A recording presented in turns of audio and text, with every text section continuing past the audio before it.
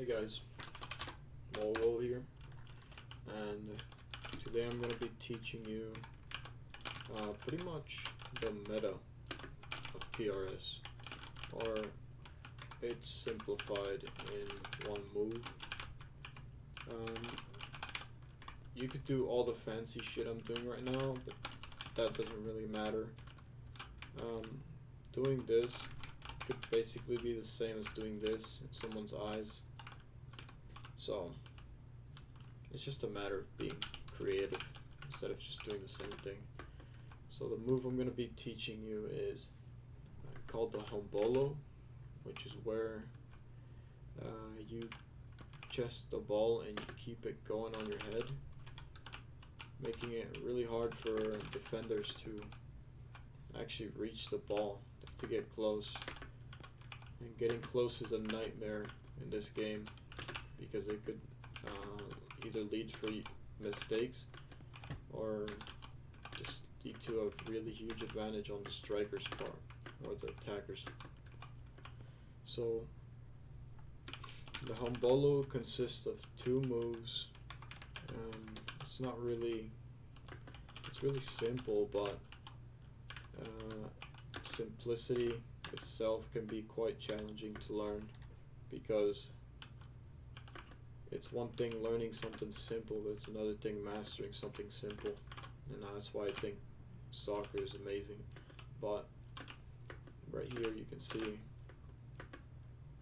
that is basically the Hombolo at its essence. If you keep it here, if the defender is not like this close, basically the danger zone for a defender, to try and reach the ball on my head that's constantly bouncing, to try and chest it away like this. It's the only way to get it off me, to be honest. I have the ball on my head, I'm chesting, they have to get up close, and that's really challenging. It's really challenging for a defender, it really is. When they're like in front of you, you don't want to do the Hombolo when the defender's right in front of you, unless you master changing directions with it, which I haven't really mastered myself, and it is part of the reason why I say it's hard to master something simple, because there's just so much to feel through the muscle memory. So yeah, the only weakness of the Hombolo, I would say, is the game itself tries to implement features into the game to make the Hombolo slower for you. Like I'll show you an example when I get one going. So right here, when you try to chest the ball, it ends up slowing you down. You see that? It pushed me back right there.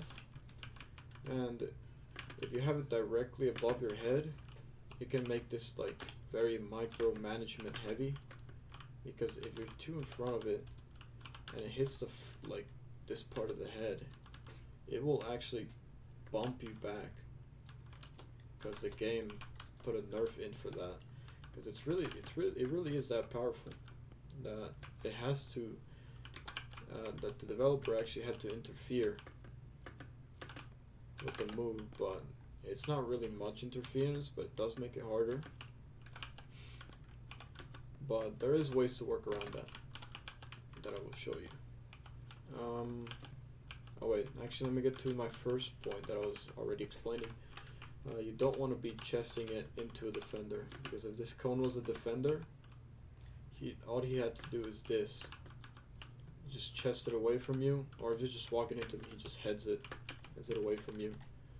And it's really simple to do that. As a defender, when the attacker just walks into you, it's never what you want to do as an attacker, unless you're on that weird mind game shit.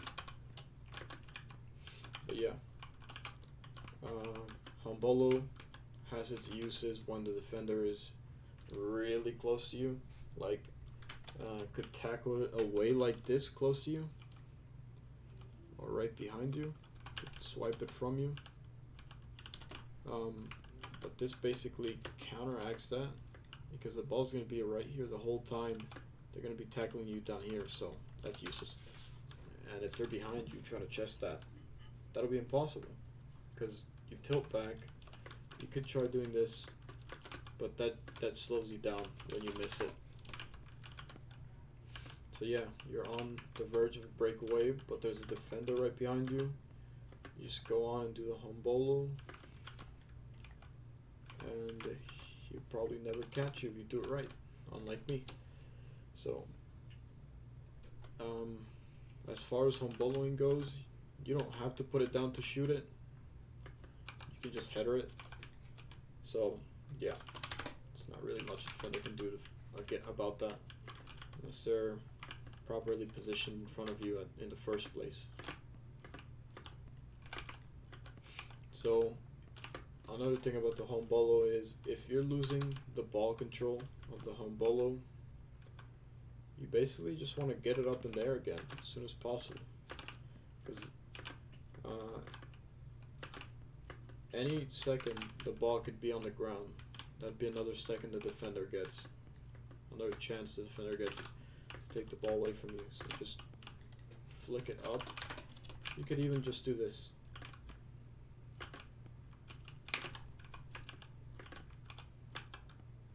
Just keep it on your head. Keep it up. Keep it above waist level, away from the tackle. And it can be a really overpowered move, trust me guys. I've seen it in high-tiered gameplay, and it's basically the go-to move. If you only want to learn one move, or you want to improve really fast, this is the move to learn, because it's virtually unstoppable. Alright, you guys have a good one.